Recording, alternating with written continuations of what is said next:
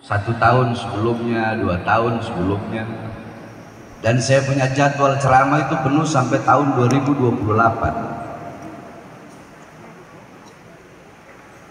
Ini dalam sejarah saya ceramah sampai sekarang oleh Nabi Besar Muhammad, sehingga masyarakat Sula karena sering merayakan Maulid sehingga bisa jadi menjadi golongan dan kelompok yang dicintai oleh Nabi Muhammad, sehingga tanah yang diinjak oleh orang-orang yang mencintai Nabi, tanah itu bisa memanggil ruh saya untuk bisa hadir di sini pada malam hari ini bertatap dan saudara-saudara.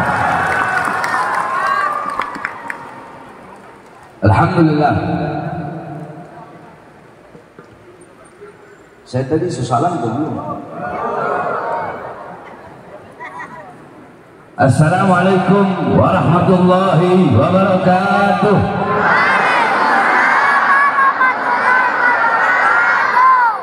Alhamdulillah bil qawi sultanu al wajhil burhanu al mabsut fil wujud karamuhu wa ihsanuhu. Allahumma salli wa sallim wa barik wa karrim wa addim ala nuril anwar wa sirril asrar wa tiryakil ahyar wa miftahi babil yasar sayyidina wa maulana Muhammadin al-Mukhtar wa alihi al-athhar wa ashabihi al-akhyar adada ni'amillahi wa ifdalih, amma ba'd. Yang saya cintai, yang saya muliakan, segenap para alim ulama, para habaib, para kiai, para tuan-tuan guru. Nah, mungkin agak beda ya. Kalau kiai-kiai yang lain mungkin yang didahulukan pejabat-pejabatnya. Kalau saya mohon maaf, setiap ceramah itu rasa hormat itu yang saya hormati, saya pasti lebih dulu ulamanya dulu, nanti baru pejabatnya. Nah, itu saya. Karena saya bukan penjilat-penjilat pejabat, bukan sifat saya. Yang saya cinta, yang saya muliakan, para ulama, para habaib, para kiai, para tuan-tuan guru, nah, baru para tokoh masyarakat, para aparat pemerintah, khususnya Bupati Kepulauan Sula yang saya cintai dan saya muliakan.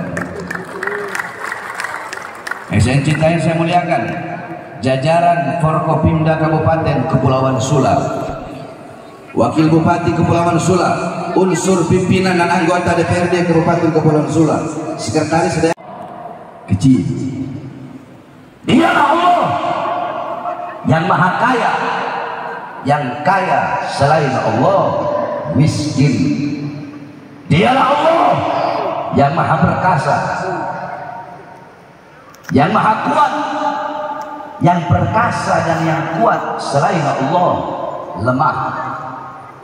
Dialah Allah yang maha berkuasa selama-lamanya, yang berkuasa selain Allah kadang berkuasa dan kadang tidak berkuasa. Dialah Allah yang maha melihat, yang melihat selain Allah buta terhadap warna-warna yang tidak tampak, buta terhadap warna-warna yang jauh. Dialah Allah yang maha mendengar, yang mendengar selain Allah tuli terhadap suara-suara yang tersembunyi, tuli terhadap suara-suara yang jauh, dan suara-suara yang dekat akan menulikannya. Bagaimana ilmunya Nabi, akhlaknya Nabi, budi pekertinya Nabi. Kamu orang pengen tahu bagaimana Nabi mencari ilmu di majelis ilmu. Nah, karpet yang kau duduki pun ikut jadi mulia. Pemahamannya bagaimana, Nek? Saya kasih kamu orang pemahaman. Alam taro jildal haqiro mugabbalan bisagafi lamma ansoro jildal mushafi. Tidak pernah kamu orang lihat kulit-kulit yang seng ada harga, kulit-kulit yang seng ada nilai, kulit-kulit itu dicium di bibir-bibir ketika kulit itu menjadi sampul daripada ayat suci Al-Quran. Saya kasih contoh begini ya. Ini apa ini? Jawab yang keras. Katong anggap ini kulit. Kulit kambing. Kulit kambing saya berbagi dua begini. Kita berbagi dua. Ini dari kulit yang sama kan? Sama kan tidak? Sama kan? Yang ini beta bikin dompet. Yang ini beta bikin dompet. Kalau yang ini beta bikin dompet, beta taruh di bawah. Boleh kasih? Boleh kasih? Beta pegang harus punya wudhu atau nak punya wudhu? Tidak apa-apa. Tidak apa-apa. Boleh beta buang di tempat sampah? Boleh beta bakar? Yang ini beta bikin sampul ayat suci Al-Quran. Boleh kamu taruh di bawah? Boleh? Boleh kamu pegang tidak suci? Boleh kamu pegang tidak punya wudhu? Kamu harus taruh di tempat yang tinggi. Kamu bawa harus pakai akhlak, adab. Sama kasih kuliah. Dari kuliah yang sama, dari kambing yang sama. Tapi bagaimana ketika kulit itu sudah bercampur dengan sesuatu yang mulia, itu kulit berubah, ikut menjadi mulia. Itu perumpamaan karpet yang kau duduki menjadi mulia karena majelis-majelis ilmunya Allah Subhanahu wa taala. Andaikan kamu orang duduk di sini bukan menuntut ilmu, kamu orang duduk di sini apakah dia kayak dapat pahala ke orang duduk di masjid saja. Tapi ke orang menjadi mulia, dimuliakan oleh yang maha mulia. Ini tempat-tempat turunnya rahmat, tempat turunnya berkat, tempat turunnya hidayah. Kamu orang yang hadir di sini ribuan, bisa dapatkan pakai jari, tapi makhluk-makhluk yang tidak tampak, makhluk-makhluk yang tersembunyi, makhluk-makhluk yang tidak terlihat, dong berjumlah lebih banyak daripada kamu orang yang hadir di sini. Siapa? Para malaikat-malaikat Allah yang memohon ampun for kamu orang berdosa. Jadi bersyukur Allah masih pilih ketong sebagai hamba-hamba yang duduk di majlis-majlis ilmu. Kalau kamu orang pengen tahu, saudara-saudara, kamu ini pengen tahu seperti apa sih dulu majlisnya Nabi Muhammad. Kalau kamu orang pengen tahu, kamu orang lihat katong malam ini. Katong malam ini duduk di sini, maka seperti ini juga perkumpulan Nabi Muhammad SAW. Nabi Muhammad itu tidak mewariskan harta, tidak mewariskan pangkat, tidak mewariskan jabatan, tidak mewariskan kekuasaan, tidak mewariskan dinar, tidak mewariskan dirham.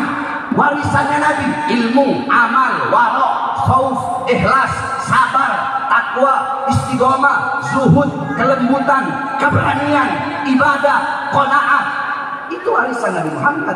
Majlis-majlis ilmu, majlis zikir, yang mengejarmu sehingga lupa kepada aku, berbakti kepadamu sehingga lupa kepada aku. Maka kau bikin hidup mereka susah, bikin hidup mereka sulit. Kau kejar dunia, dunia tidak dapat, akhirat tidak dapat. Kenapa akhirat tidak dapat? Karena waktumu telah habis untuk urusan-urusan dunia, saudara-saudara. Maka tinggalkan dunia sebelum dunia yang meninggalkanmu. Apa maksudnya dunia meninggalkanmu? Sebelum mati, ibu-ibu. Ibu-ibu, kullu nafsin dha'iqatul maut. Segala yang bernyawa pasti akan mati. Kullu man 'alaiha fan. Segala sesuatu yang ada di atas bumi pasti hancur, pasti binasa. Kullu syai'in khaliqun illa wajhah. Segala sesuatu zat apapun, wujud apapun, bentuk apapun akan musnah, akan hancur kecuali Allah. Yang tua mati, yang muda mati, yang kaya mati, yang miskin mati, yang sehat mati, yang sakit mati. Syarat mati tidak harus sakit. Saya tanya, banyak nggak di sekeliling kalian orang yang lagi sehat tapi dia mati? Ada nggak? Berarti syarat mati tidak harus sakit. Syarat mati nggak harus tua. Berapa banyak yang masih muda bahkan masih kecil, ada nggak yang mati? Berarti syarat mati tidak harus tua. Maka beribadahlah kita. Meresahkan atau pembelaan? Hah? Coba jawab yang keras dulu. Lombok. Saya tanya jawab yang keras. Meresahkan atau pembelaan?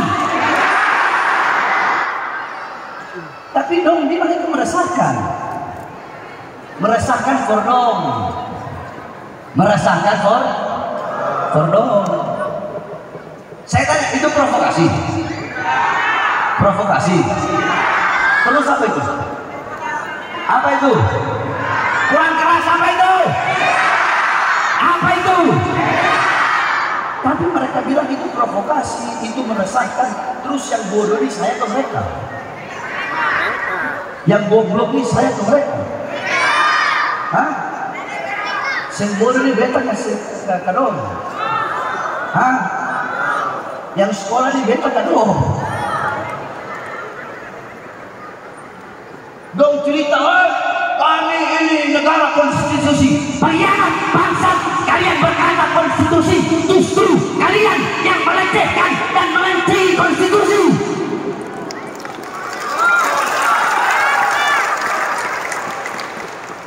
Ini negara demokrasi. Ya, ini negara demokrasi, tapi kalian yang merusak, menghancurkan dan menodai demokrasi, mengadu domba sesama anak-anak bangsa. Kalian butuh sama rakyat kalau cuma ada maunya.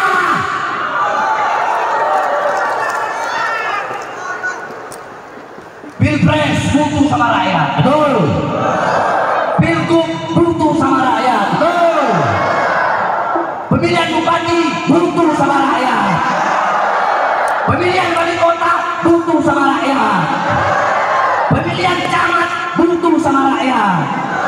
Pemilihan lurah butuh sama rakyat. Ada yang masuk gorong-gorong keluar jadi presiden. Ada yang naik becak, turun becak jadi presiden. Macam-macam sudah. Kalian ini jangan semena-mena sama rakyat. Kami ini rakyat, betul.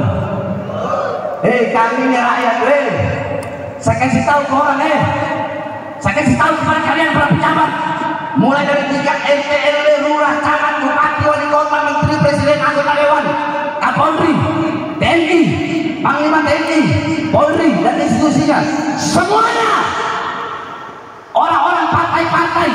Saya kasih tahu kalian, Indonesia bukan milik organisasi manapun, betul? Betul. Indonesia bukan milik partai manapun, betul? Indonesia bukan milik agama manapun, betul? Indonesia bukan milik suku, ras atau etnis apapun, betul? Indonesia ini bukan miliknya PDI, betul? Indonesia bukan miliknya Gerindra. Indonesia bukan miliknya Golkar. Indonesia bukan miliknya P3. Indonesia bukan miliknya Demokrat. Indonesia bukan miliknya PBB. Indonesia bukan miliknya Hanura. Indonesia bukan miliknya apalagi, dan kalau saya nggak sebut disangka saya pro, nggak ada. Saya nggak terikat dengan partai dan organisasi tersebut. Apa yang disebut? Indonesia bukan milik Nasdem, betul. Siapa lagi yang disebut? PKS. Indonesia bukan milik PKS, betul. Masyarakat Sula, mana selamatnya? Mana semangatnya? Ke orang kalau urusan aku potong gara-gara beda bupati, semangat orang. Jangan begini, tidak ada suaranya. Betul. Betul.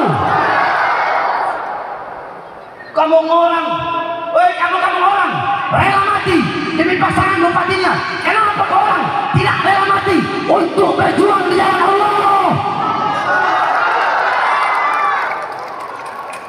Indonesia bukan milik partai politik manapun, betul. Indonesia bukan miliknya presiden, betul. Bukan miliknya Kapolri, betul. Bukan miliknya Panglima TNI, betul. Indonesia adalah milik kami. Gaji kalian, saya tanya, jawab yang keras. Gaji mereka dari siapa? Dari siapa? Uang keras. Dari siapa? Seragam mereka dari siapa? Mobil dinas mereka dari siapa? Rumah dinas mereka dari siapa? Mereka yang pegang senjata. Senjatanya dari siapa? Dari siapa? Dari keringat rakyat, darah rakyat. Maka kalian jangan semena-mena kepada rakyat. Kenapa? Kalau Indonesia adalah milik kami, rakyat Indonesia adalah Allahu Akbar. Indonesia merdeka, merdeka, merdeka. Allahu Akbar.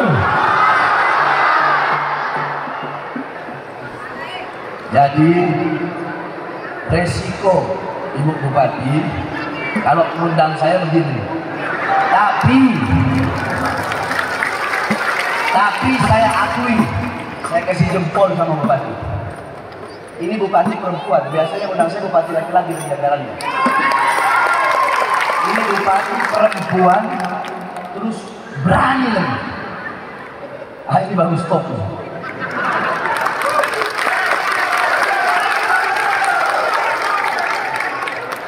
Lanjut atau sudah?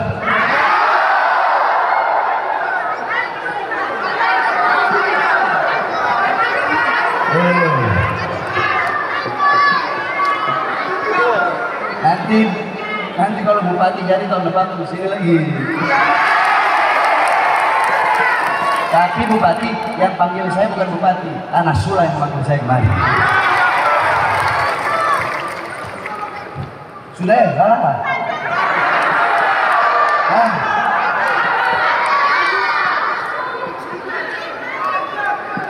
Nanti kalau saya lanjut, saya kasihan panitia. Nanti andaikan panitia dipanggil sama Polda bagaimana? Bagaimana? Polda mau tanggung jawab?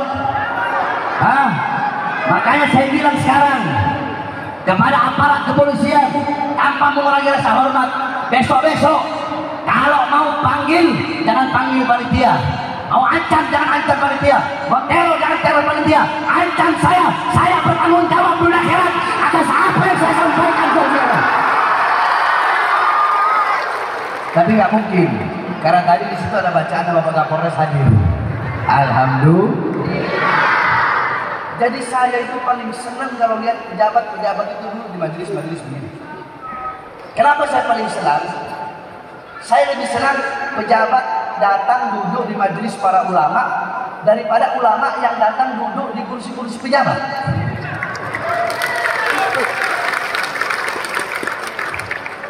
Mau tahu kenapa?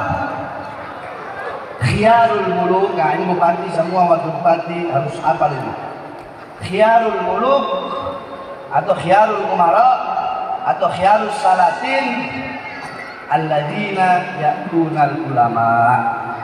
Sebaik-baik pejabat, sebaik-baik penguasa, sebaik-baik raja di suatu daerah adalah penguasa, raja yang datang kepada para ulama. Karena kata Habib Abdullah bin Al-Haddad, kalau penguasa datang ke ulama berarti tujuannya akhirat. Kalau ulama datang penguasa berarti tujuannya dunia.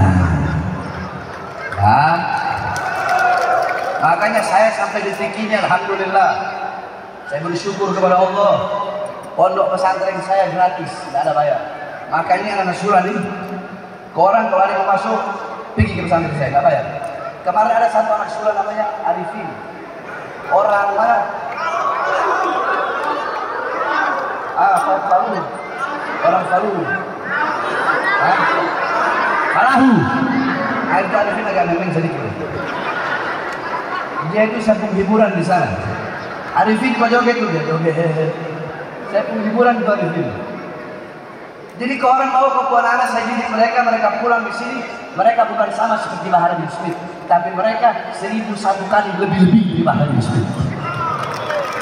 Biar ada yang berjuang di tanah suci. Itu opsi pertama. Opsi kedua, kau carikan saya di sini.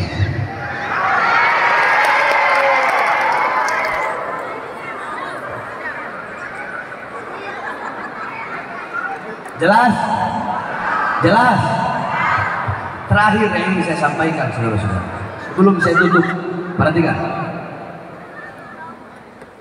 Nabi Allah Adam alaihissalam beliau berkata, perhatikan ini yang terakhir, dan ini penting. Idza aradtum an fi'la syai'in faqaddimu thalathata asya. Hei manusia, hei anak cucuku, kalau kalian ingin melakukan hal apapun, perbuatan apapun, sebelum melakukan itu hendaknya dahulukan dulu 3 perkara. Saya nggak mau bahas yang 2, saya bahas 1 saja. Apa yang kalian dahulukan? Istasyrul akhyar, bermusyawarahlah dengan orang-orang yang baik. bermusyawarah dengan orang-orang soleh. Mau apapun, contoh, kamu punya anak baru lahir, datang ke tuan-tuan guru, sayyid-sayyid, kiai-kiai, ustaz, guru, ustaz, kiai, ini beta punya anak ini baru lahir, nama yang bagus apa. Mau melakukan hal apapun, paham? Jadi minta pendapatnya ulama. Karena kata iblis, andaikan dulu aku minta pendapatnya malaikat, maka pasti malaikat akan mencegah untuk memakan buah itu. Sayang dulu aku tidak minta pendapat malaikat. Nah begitupun dalam memilih pemimpin.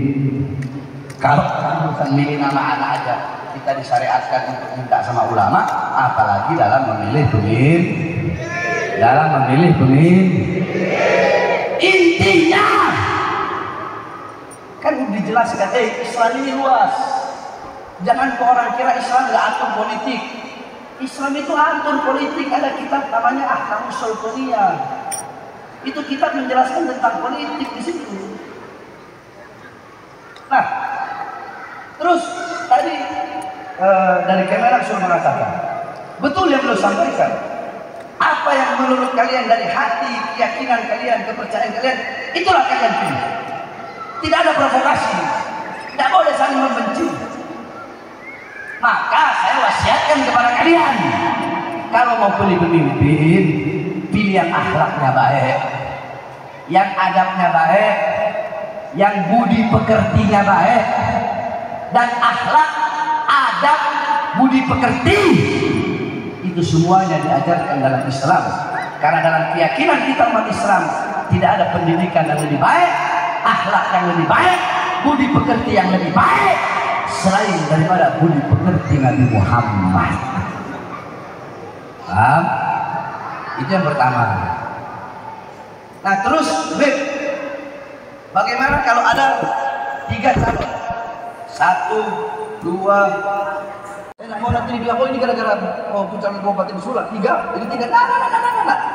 Ini saya mau bikin apa? Kalau saya bikin 3 begini, orang berpikir, oh karena calon bupati Sula ada 3, makanya habis bikin perumpamaannya 3. Tidak, 4.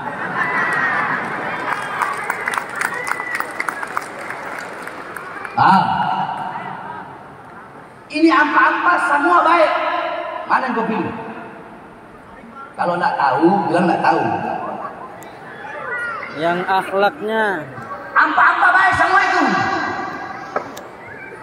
Yang peduli. Maka orang yang berakal itu bukan bisa membedakan mana yang baik, mana yang buruk. Kalau bisa membedakan mana yang baik, mana yang buruk, ini anak kecil dia tahu. Dia tahu mana itu bivi yang kalau gigi pada dia timbul merah sekali, dia tahu mana lalat, dia kasih merah, dia boleh kasih merah mana benar masalah. Tapi orang yang berakal ketika diberi 2 pilihan yang baik, dia tidak bisa memilih kedua-duanya, dia akan memilih yang paling baik.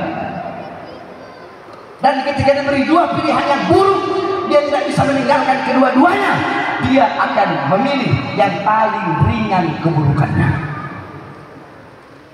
Jadi andaikan 4 ini buruk, andaikan 4 ini baik, maka pilih yang paling baik. Ya, kau pilih yang paling baik itu. Warna pink.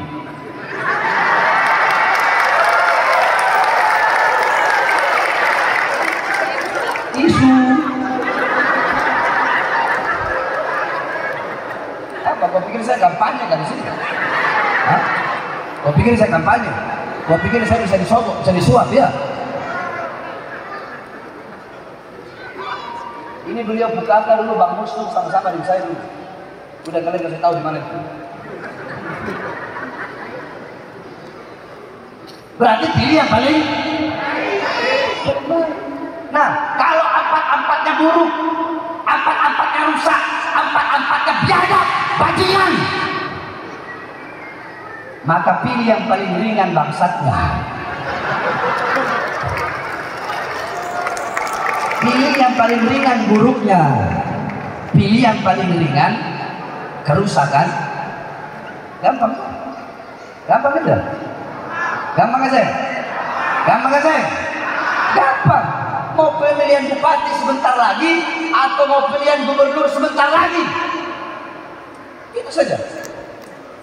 Saudara-saudara, kita orang ini orang Indonesia Timur. Kita orang yang muslim disatukan dengan keislaman. Karena saya punya nenek orang Ternate. Saya punya Habib, saya punya Hababah. Saya punya Habib Man, itu kawin dengan Hababah Hadijah binti Abdul Al-Hadar. Buton. Nah, makanya tadi waktu saya pergi ke Bajo itu banyak keluarga di Bajo semua. Saya pergi tadi kan di sana ada yang kenal. Nih anak nangis nak. Dia kenal sama ibu, kaget tuh. Akhirnya kumpul semua tadi, alhamdulillah. Kalau saya punya ibu itu Bajo, Buton, Minahasa, sama Flores, 4 darah. Kalau dari saya punya abah, Sanger Mangan itu, Bugis, sama Ternate. Kita orang Indonesia Timur, kita yang Islam, khususnya Indonesia Timur, umumnya Indonesia. Kita yang Islam, kita disatukan dengan satu agama. Apa itu? Yaitu Islam. Nah, yang di luar Islam, yang Kristen, yang Buddha, yang Hindu, yang Katolik, walaupun kita tidak saudara seagama, tapi kita saudara, satu bangsa, satu merah putih, satu Pancasila, dan satu NKRI, Negara Kesatuan Republik Indonesia, saudara. Rakyat yang menderita, banyak rakyat yang kau bohongi. Saya berjanji memakmurkan rakyat, saya berjanji mensejahterakan rakyat, saya berjanji akan adil kepada rakyat. Tapi yang makmur bukan rakyat, yang sejahtera bukan rakyat, yang makmur orang-orang asing, yang makmur perusahaan-perusahaan asing. Kita pribumi Indonesia banyak pengangguran, tidak ada tenaga kerja, dan kita menjadi budak di negara kita sendiri, saudara.